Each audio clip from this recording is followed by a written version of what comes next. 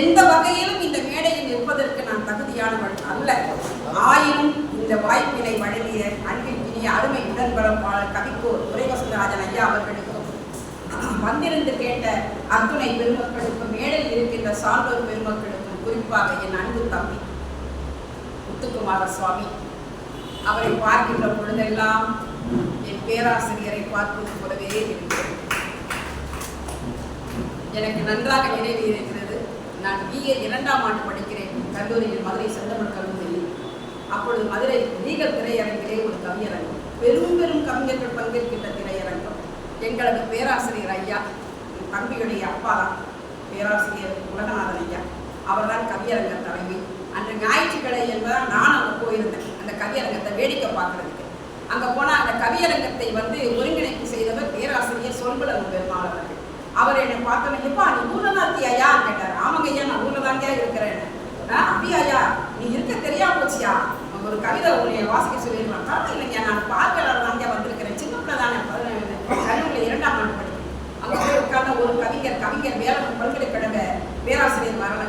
அப்போ உடனேயே எங்கள் பேராசிரியர் ஒருங்கிணைப்பாளர்கிட்ட, என் பிள்ளை உட்காந்துருக்காங்க, என் பிள்ளை மணிமேகலை வந்திருக்கு, என் பிள்ளையை மேலே கூப்பிடுங்க, கவிதை நல்லா சொல்லணும். அப்போ நான் நல்லாவெல்லாம் சொல்ல மாட்டேங்க, கவிதை ஏதோ வாய்க்கு வந்ததை உளருவேன். ஆனால் என்னை மேடைக்கு அழைத்தார்கள். பெரும் சான்றோர் பெருமக்கள் இருந்துட்டு அவையிலே நான் ஒரு கொடி ஆளா போய் உட்கார்ந்தேன். எனக்கு ரொம்ப பயமா இருந்தது. அப்போ என்னை கூப்பிட்டு, பயப்படாத ஐயா நான் இருக்கேன். அவர் சொன்ன வார்த்தை இன்றும் என் நினைவிருக்கிறது. ஐயா நான் இருக்கேன், பயப்படாத, கடைசியாளா நீ கவிதை வாசி அப்படின்னு சொன்னாரு. நான் நிறைவா கவிதை, இந்த கவியரங்க நிறைவு கவிஞராக 4 கவிஞர்கள், அது 4வது கவிஞராக நான் அந்த கவிதை மேடையிலே உட்கார்ந்து கவிதை எழுதினேன். ஆனால் என்ன அந்த பெருமகனாருடைய வாழ்த்துதலோ என்னவோ, அன்றைய மாலை மலர் பத்திரிகையிலே சிறந்த கவிதையாக என்னுடைய கவிதையை எனக்கு போட்ட பிச்சை. எங்க அப்பா அம்மாவோ பெரிய தமிழ் புலவர்கள் கிடையாது. எங்க அப்பா ஒரு விடுதலை போராட்ட வீரர், கொடியை பிடிச்சிட்டு வந்தே மாதம் கோஷம் போட்டு போனாங்க.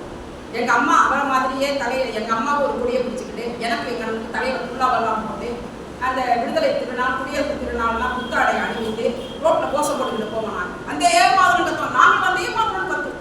இப்படி இருந்த என்னை தமிழ் படித்து நெறிப்படுத்தி இன்றைக்கும் உங்கள் முன் நிற்க செய்த பெருமை எங்கள் பேராசிரியர் பெருமானாருக்கு.